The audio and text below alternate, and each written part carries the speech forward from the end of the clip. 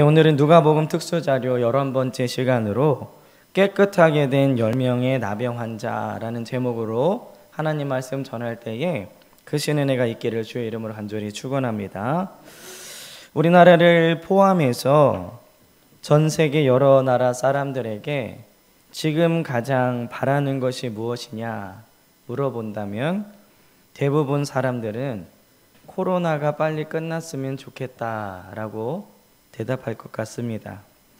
그만큼 코로나는 많은 사람들의 삶을 어렵고 힘들게 했습니다. 우리나라도 예외 없이 많은 사람들이 큰 어려움을 겪고 있는데요. 언론 보도에 의하면 특별히 자영업자들이 많은 피해를 입었다라고 이야기들을 합니다.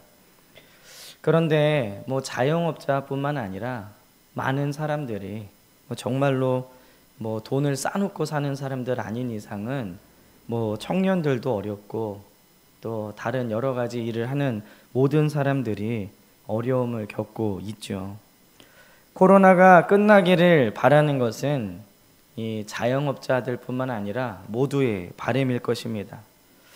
여러 나라에서 백신을 개발하고 우리나라도 코로나 치료제가 개발되었지만 생각처럼 빠르게 코로나가 진정되어 가는 것 같지는 않습니다. 코로나로 인해 자영업자들만 어려워진 것이 아니라 모두가 어려워졌는데 이것은 교회도 예외가 아니죠. 근데 저는 교회가 어려워졌다는 것에 경제적인 부분을 말하는 것이 아니라 영적인 부분을 말하고 싶습니다. 이 한국 교회가 심각한 타격을 입은 것이 우선은 이미지가 상당히 악화됐다는 것이죠. 제 개인적인 생각으로 한국 교회가 이렇게 이미지가 악화된 데에는 이 번영 신학이 어느 정도 영향을 미쳤다 생각이 듭니다. 이 번영 신학은 기본적인 전제가 예수 잘 믿으면 부자 되고 성공한다입니다. 그 안에 나만 잘 되면 된다라는 어떤 기복신앙적인 이기주의가 깔려 있는 것이죠. 나만 복 받으면 된다.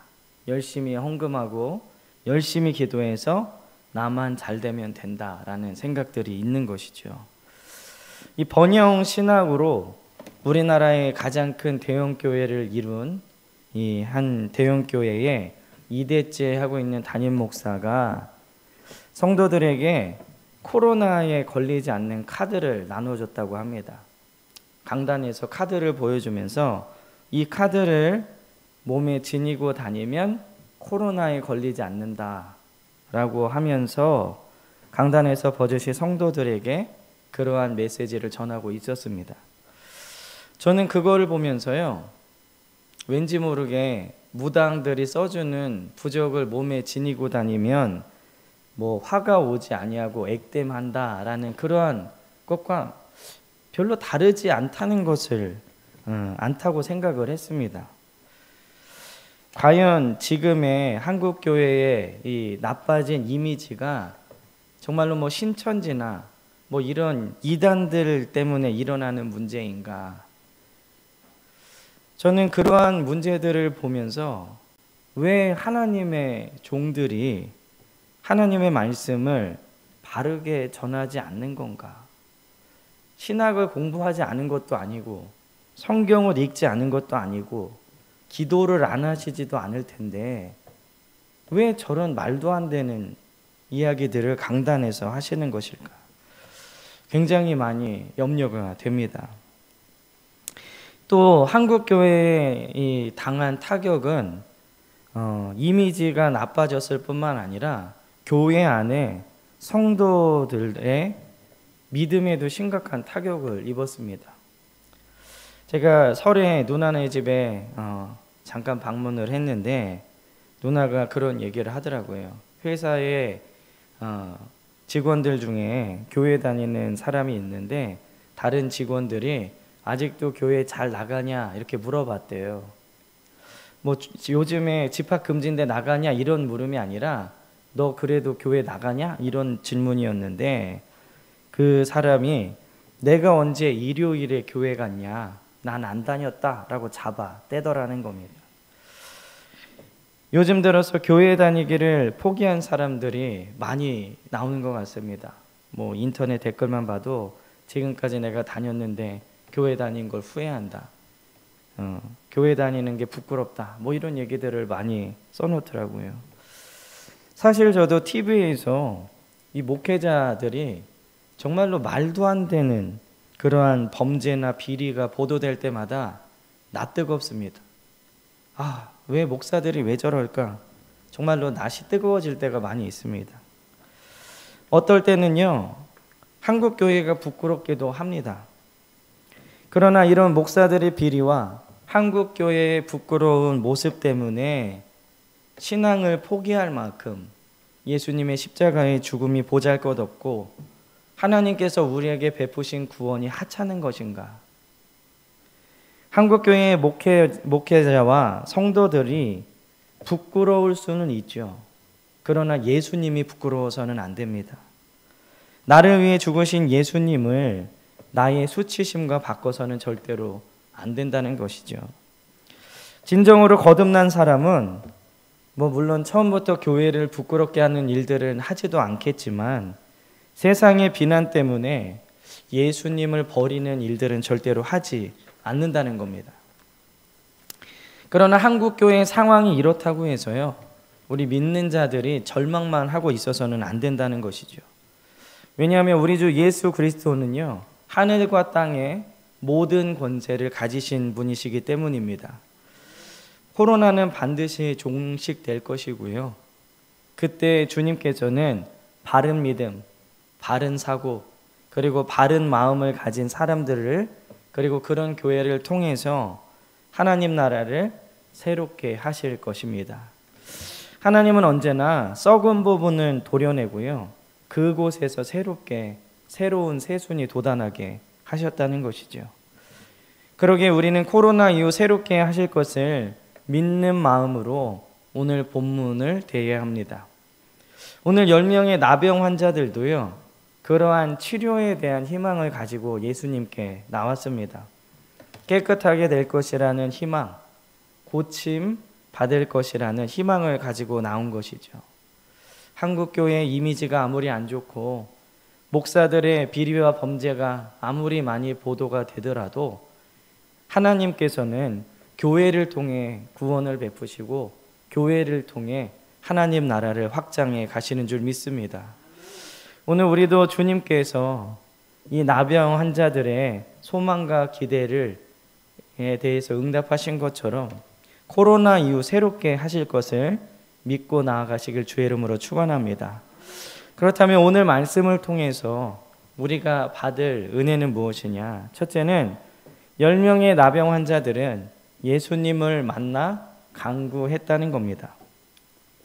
오늘 12절 13절에 보면요, 한 마을로 들어가시니 나병 환자 10명이 예수를 만나 멀리 서서 소리를 높여 이르되 예수 선생님이여 우리를 불쌍히 여기소서. 이렇게 예수님을 만나서 간구했다는 것이죠. 그런데 이 10명의 나병 환자들은요, 예수님께서 길에 지나가시다가 만나게 되었습니다. 어디에 앉아서 말씀을 전하시거나 특별한 집회 장소가 아니라 그냥 걸어가시다가 이들을 만났다는 것이죠. 이것은 무엇을 의미하느냐? 예수님은 특별한 장소에서도 사람들을 만나 주시지만 지나가시다가도 간구하는 자들의 소원에 응답하신다는 것이죠. 당시 나병 환자들은요, 사실상 사람들이 모인 곳에 갈 수 없었습니다. 사람들이 자기 곁에 오면 부정하다 3번 알려야 됐고요. 그리고 사람들이 이렇게 부딪히는 모여있는 곳에 들어가면 이 크게 벌을 받기 때문에 이런 육체적인 제약 때문에 실질적으로 예수님 앞에 나아갈 수 있는 방법이 없었던 것이죠. 그들은 예수님에 대한 소문을 듣고 그분을 만나기를 간절히 소망했고, 그리고 마침내 예수님께서 사마리아와 갈릴리로 지나가시는 그곳에서 예수님을 만나게 된 것입니다. 근데 다른 사람들처럼 예수님께 나아가서 이렇게 바로 대면한 게 아니라 오늘 12절에 보면 예수님을 만났지만 멀리 서 있었습니다. 예수님을 만나 멀리 서서. 왜냐하면 율법이 금하고 있기 때문에 비록 예수님이지만 이 나병 환자들은 예수님께 다가갈 수 없었던 것이죠. 질병 때문에 예수님과 거리를 두고 있는 것입니다. 오늘 이 상황이 우리랑 좀 비슷한 것 같습니다. 이 예수님을 향해서 멀리 서서 소리친 것처럼 지금 우리가 질병 때문에, 코로나라는 감염병 때문에 교회에 모이지는 못하더라도 오늘 이들이 멀리 서서 예수님을 향해 소리쳤는데 예수님은 그것을 들으시고 응답해 주셨다는 것이죠. 우리 사랑하는 성도님들이 지금 비록 교회에 모이지 못하지만 이 나병 환자들처럼 예수님을 만나려고 하는 열망만 있다면 멀리 있는 거리에서도 예수님은 충분히 만나 주신다는 겁니다. 물론 교회에 우리가 모일 때에 주님을 더 잘 만날 수 있고 더 은혜가 되는 것은 사실이지만 가정에서 비대면으로 드리는 예배라고 해서 예수님이 전혀 받아주시지 않는 것은 아니라는 겁니다. 길에서도 주님을 만나 고침을 받은 이 나병 환자들처럼요, 주님을 만나기를 간절히 사모한다면 우리가 어디에 있든지 주님은 우리의 간구에 응답해 주실 줄 믿습니다. 길에서 예수님을 만난 이 나병 환자들은 자신들의 소원을 아랬죠. 그리고 이 나병 환자들의 소원은 병이 낫는 것이었습니다. 그리고 예수님은 그들의 소원을 들어주셨죠. 오늘 본문은 나병 환자들이 이 거리 때문에 예수님께 소리친 것 외에는 이들이 얼마나 주님께 간절히 구했는지는 정확하게 나와 있지는 않습니다. 다윗의 자손이여 라고 하면서 크게 외쳤던 이 소경 거지의 간구와는 조금 다른 느낌이 드는데, 이들이 소리를 높여 부른 이유는 거리 때문이었습니다. 하지만 그들의 간구에 예수님이 응답하신 이유는 무엇이냐? 그것은 바로 그들이 예수님을 만나기를 갈망했기 때문입니다. 나는 나병이 있기 때문에 저분께 나갈 수 없다. 사람들 틈에 들어갈 수 없다. 왜냐하면 예수님께는 언제나 그 주위에 사람들이 붐볐기 때문에 이 나병 환자들은 나갈 수 없겠죠. 그리고 그렇게 갈망했는데 예수님이 마침 지나가신 것입니다. 오늘 이것을 보면서 우리가 잘 알 수 있는 것은 우리의 간구와 우리의 기도는 언제 가장 잘 응답을 받느냐? 바로 예수님을 만날 때, 그리고 예수님을 간절히 사모할 때입니다. 평소에 그들의 기다림과 간절함을 아시고 그들이 멀리 서서 외치자마자 예수님께서는 제사장들에게 너희 몸을 보이라 라고 율법의 완치 판정을 내리신 것이죠.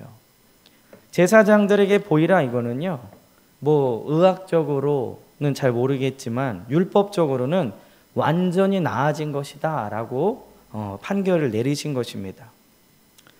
이들은 예수님과의 거리적으로는 멀었지만 마음과 열정은 누구보다도 예수님과 가까이 있었던 것이죠. 우리는 이들처럼 이 코로나가 빨리 지나가기를 기도해야 합니다. 우리 장로님도 아까 그렇게 기도하셨는데, 우리 코로나 이후에 나병 환자들이 깨끗해진 것처럼 한국교회가 깨끗하게 정화되고 바른 복음을 전하는 한국교회가 되게 해달라고 기도하셔야 합니다. 지금은 비록 마음대로 모이지 못해 주님과 멀어진 것 같고 내가 신앙생활을 제대로 하고 있는가 혼동스럽기까지 하지만 주님은 여전히 우리의 간구에 응답하시는 줄 믿습니다. 우리 사랑하는 베델교회 성도님들이 비록 몸은 멀어져 있지만 마음과 열정은 더욱 주님과 가까이 하시는 귀한 성도들이 되시기를 주 이름으로 간절히 축원합니다. 두 번째로는 믿음이 그들의 소원을 이루게 한 것입니다. 오늘 14절에 보면요. 보시고 이르시되 가서 제사장들에게 너희 몸을 보이라 하셨더니 그들이 가다가 깨끗함을 받은지라. 우리 복음서를 잘 읽어보면요.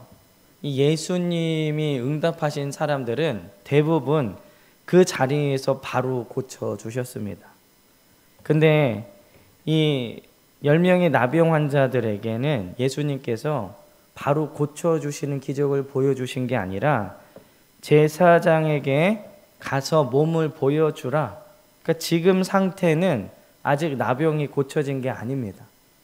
이 상태로 너가 제사장에게 가라 라고 말씀하신 것이죠. 보통의 사람들은 몸이 고쳐진 것을 확인하고 나서 제사장에게 갈 것입니다. 근데 이 10명의 나병 환자들은요, 아직 몸에 나병이 있는데 그 상태로 제사장에게 가고 있는 것이죠.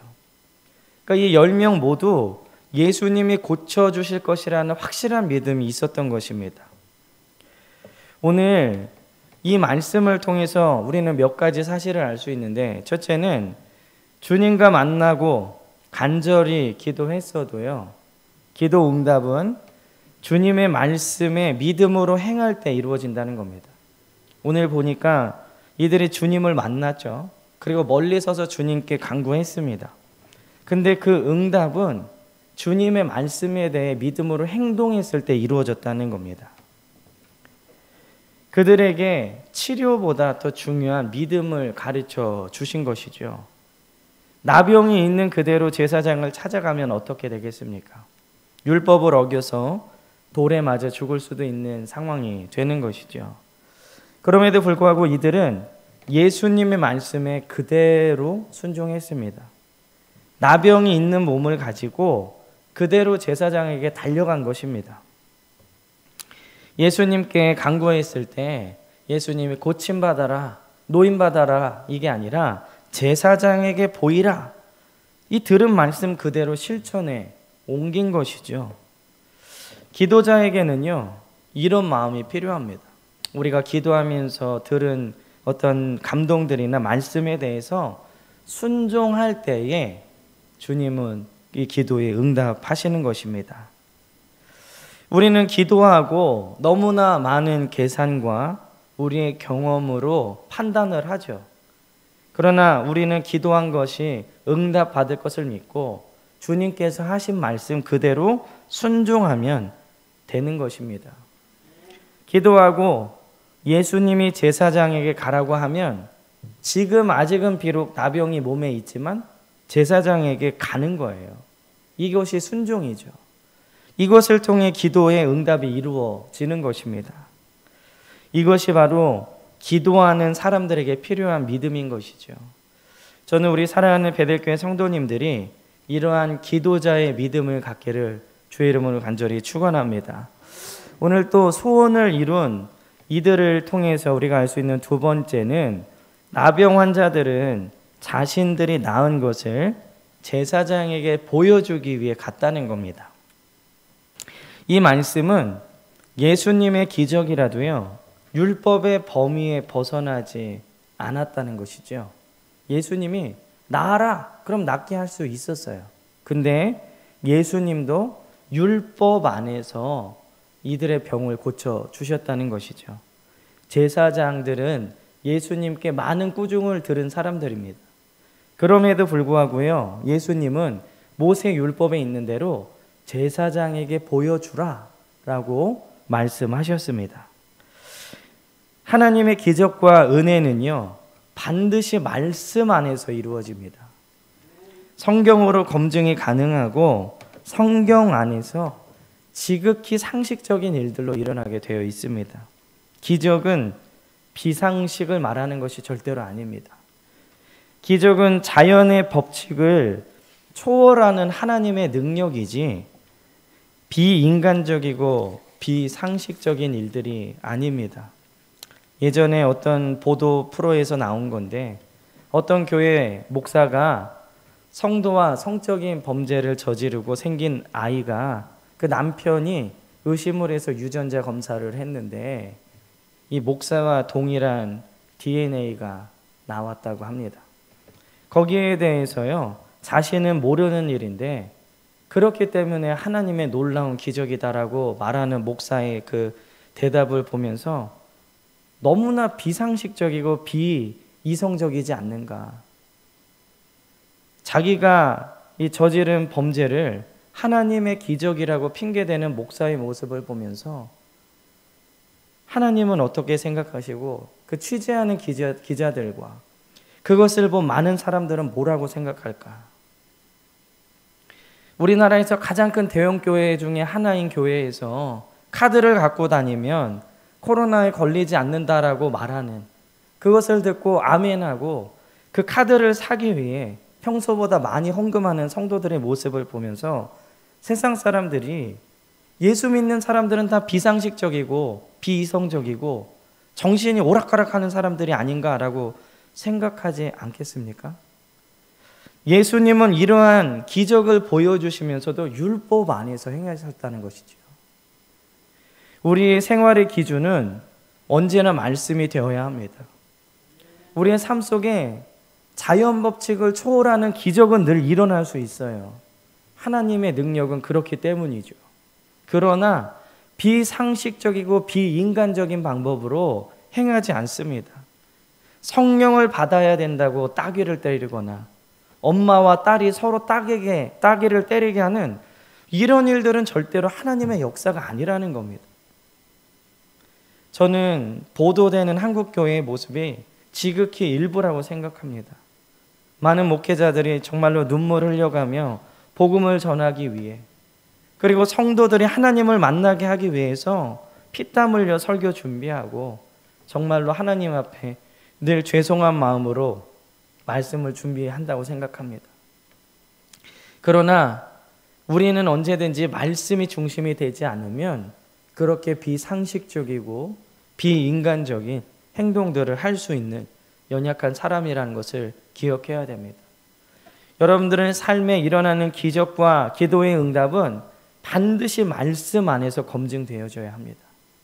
예수님의 기적조차도 율법에 순종하여서 이 기적을 베푸셨던 것처럼 우리의 삶의 기준이 언제나 말씀이 되시기를 주의 이름으로 간절히 축원합니다. 하나님은 인간의 모든 상상을 뛰어넘는 일을 하시지만 말씀을 뛰어넘는 기적은 베풀지 않으십니다. 그리고 오늘 이 10명의 나병 환자들이 나은 것을 통해 알 수 있는 세 번째는 믿음의 강구는 반드시 응답을 받습니다. 기도한 것을 내 생활 가운데 점검하고 확인하고 계십니까? 우리가 학영삼을 배울 때, 지금 학영삼도 멈춘 지 거의 1년이 됐는데 기도한 것을 생활 속에서 연결지어서 생각해보라, 이런 것을 배운 적이 있죠. 내가 기도하고 나의 삶이 어떻게 변하고 있는가를 영적인 눈으로 돌아보라는 것입니다. 기도한 것, 그리고 거기에 대해서 응답받은 것만 우리가 기억하고 기록하고 있어도 우리의 믿음은 쑥쑥 자랄 것입니다. 기도의 응답이 이루어진 것을 체험하면 우리의 믿음은 흔들릴 수 없다는 것이죠. 저는 기도한 것뿐만 아니라 평소에 그냥 하나님은 이렇게 하실 거야 라고 외친 것도 응답받은 것들이 있습니다. 기도가 아니라 믿음으로 선포한 것조차도 하나님은 듣고 응답하신다는 거죠. 그런 체험이 있으니 하나님이 우리를 책임져 주실 거라는 흔들리지 않는 믿음이 생긴 것입니다. 저는 올해 하나님이 우리에게 주신 말씀이 어느 해보다도 놀랍고 감사할 따름입니다. 하나님은 우리에게 하나님의 이름을 경험하게 하실 것이다 라고 우리에게 말씀을 주셨죠. 그 경험은 믿고 강구하는 사람들에게 주실 것입니다. 저는 이 말씀을 강하게 붙들고요, 어느 해보다도 강하게 붙들고 있습니다. 모든 사람들이 힘들어하는 이 시국에 우리 성도들에게는 하나님의 이름을 경험하게 하실 놀라운 은혜를 부어주실 것이구나. 저는 그래서 날마다 성도들을 위해서 더 강하게 이 말씀을 붙들고 기도하고 있습니다. 그래서 그런지요, 평소보다도 더 다르게 성도들이 저에게 기도 부탁을 하는 거예요. 목사님, 이런 기도 제목이 있습니다. 기도해 주세요. 그렇게 기도 부탁을 하신 분들은 저녁마다 기도할 때 더 많이 그 기도 제목에 대해서 생각납니다. 여러분들, 저를 잘 만나지 못하더라도, 그리고 저와의 관계가 조금 어색하더라도 기도 부탁은 많이 하시기 바랍니다. 제가 여러분들을 위해서 기도할 때 기도 부탁을 하신 분들은 그 기도 제목을 놓고 정확하게 기도할 수 있는 것이죠. 놀라운 것은요, 벌써 응답받은 분들이 몇 분이나 계십니다. 들을 때마다 놀랍습니다. 믿음을 가지고 간구하십시오. 그리고 주님께서 말씀하신 그대로 행하십시오. 그러면 반드시 응답이 있을 것입니다. 기도의 응답과 하나님의 이름을 경험케 하시는 기적이 나타날 때 우리 베델교회 성도님들을 통해 하나님이 큰 영광을 받으실 줄 믿습니다. 마지막으로는요, 기도 응답 후에 우리의 자세입니다. 오늘 15절 16절에 보면 그 중에 한 사람이 자기가 낳은 것을 보고 큰 소리로 하나님께 영광을 돌리며 돌아와 예수의 발 아래에 엎드려 감사하니 그는 사마리아 사람이라. 예수님의 말씀을 듣고 제사장에게로 달려간 10명의 나병 환자들은 가던 도중에 깨끗해졌습니다. 그들은 평소에 그렇게 바라고 꿈꿔왔던 지긋지긋한 나병이 사라진 것이죠. 고침을 받은 그들에겐 엄청난 기쁨이 있었을 것입니다. 야, 진짜로 이 병이 사라졌어. 예수님은 정말로 이것을 고쳐주시는 분이야. 놀라운 기쁨이 있었을 것입니다. 그리고 그때에 가장 큰 감사가 넘칠 수 있는 조건이 된 것이죠. 평생 소원이었던 나병이 나은 것에 대해서 기쁨이, 그리고 그것에 대해 감사하는 것이 당연한 반응입니다. 그러나 그들 중에 사마리아인 이방인 한 명 빼고는 기쁨에 젖어서 그만 감사를 잊어버렸습니다. 10명 모두 예수님께서 나병을 고쳐주실 것이라는 믿음이 있었습니다. 가는 길에 고침받았다는 사실을 보면 제사장에게 보여줄 믿음이 있었다는 것이죠. 이들에게 병 고침 받을 믿음은 있었지만 사마리아인처럼 감사하는 마음까지는 도달하지 못했다는 겁니다. 그들은 그저 기쁨으로 끝나고 만 것이죠. 기도의 응답에 대해서는 반드시 반응이 나와야 되는데 그것이 바로 감사와 영광입니다. 나머지 9명은 병 나을 믿음은 있었지만 자신의 목적을 이루고 난 다음에 더 큰 믿음으로 나아가지는 못했다는 것이죠. 예수님께서의 17절에 보면 나머지 9은 어디 있느냐? 그들이 지금 어디 있는지를 몰라서 물으시는 게 아니라 마땅히 돌려야 될 감사와 영광이 지금 어디 있느냐라고 물어보시는 겁니다. 육적 고침을 받았다고 해서요, 영적인 구원까지 받았다고 장담할 수는 없는 겁니다. 즉, 우리의 삶에 기도의 응답이 있었다고, 그리고 우리가 잠깐 마음에 감동이 있는 기쁨이 있었다고 해서 그것이 계속적으로 영적인 상태를 유지하는 것은 아니라는 것이죠. 기도로 고치고 이 삶에 관한 응답을 받았다고 해서 하나님을 영원히 따르지 않는 사람들이 생기는 것입니다. 자녀의 대학과 진로를 위해 기도하다가 응답받으면 기도에 나오지 않는 사람들. 삶에 관한 응답을 통해 영적인 구원과 감사와 영광으로 가야 되는데 의외로 9명의 나병 환자와 같은 수준의 성도들이 있는 것입니다. 예수님은 치료를 받고 예수님께로 찾아온 사마리아인에게 이렇게 말씀하셨죠. 일어나 가라, 내 믿음이 너를 구원하였느니라. 제사장에게 찾아간 것도 믿음이지만 그 가운데 고쳐진 것 때문에 감사하러 온 것은 믿음이다. 더 큰 믿음이다 라고 칭찬하신 것이죠. 우리는 지금 잘되고 병낫기를 바라는 믿음에서 영적으로 성장하는 믿음으로 나아가야 될 줄 믿습니다. 저는 올해가 바로 이 시기라고 생각합니다. 하나님께서 많은 분들에게 하나님의 이름을 알게 하실 놀라운 은혜들을 베풀어 주실 것인데, 우리는 그 응답에 대해서 기쁨으로 끝나서는 안 된다는 것이죠.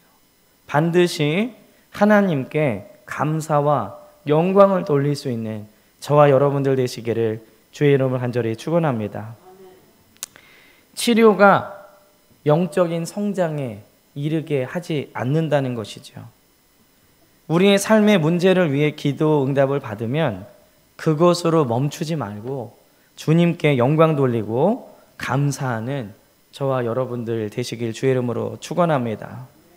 하나님은 코로나 이후에 진실하게 하나님을 섬기는 교회를 통해서 하나님 나라를 새롭게 하실 것입니다. 또한 우리에게 주신 약속을 통해 올 한 해 우리에게 놀랍게 역사하실 것입니다. 그때 회복된 건강이, 그리고 잘 되고 있는 자녀들의 앞날이, 그리고 우리에게 부어주신 물질의 축복과 여러 가지 축복이 하나님께 영광과 감사를 돌릴 수 있는 제목으로 나아가야 됩니다. 간절한 기도의 응답 후에 하나님과 거리를 두는 성도들을 종종 봐왔습니다. 문제가 생기면 그때야 기도하는 사람들을 봐왔습니다. 그러나 우리 사랑하는 베델교회 성도님들은 오늘 10명의 나병 환자처럼 주님께 간절히 간구하시되 응답받고 난 다음에 감사와 영광으로 더 큰 믿음으로 나아가시기를 주의 이름으로 간절히 축원합니다. 그것은 지금부터 마음 먹고 그렇게 결심한 성도들만이 가능한 것이죠. 저는 올해 우리 성도님들에게 놀라운 은혜를 부어주실 것입니다. 10명의 나병 환자들에게 부어주신 그 은혜가 우리에게 있을 것입니다. 그러나 한 명만이 아니라 그 응답받은 모든 성도들이 주님께 감사하고 큰 영광 돌리시는 우리 귀한 베델교회 성도님들이 되시기를 주의 이름으로 간절히 축원합니다. 기도하겠습니다.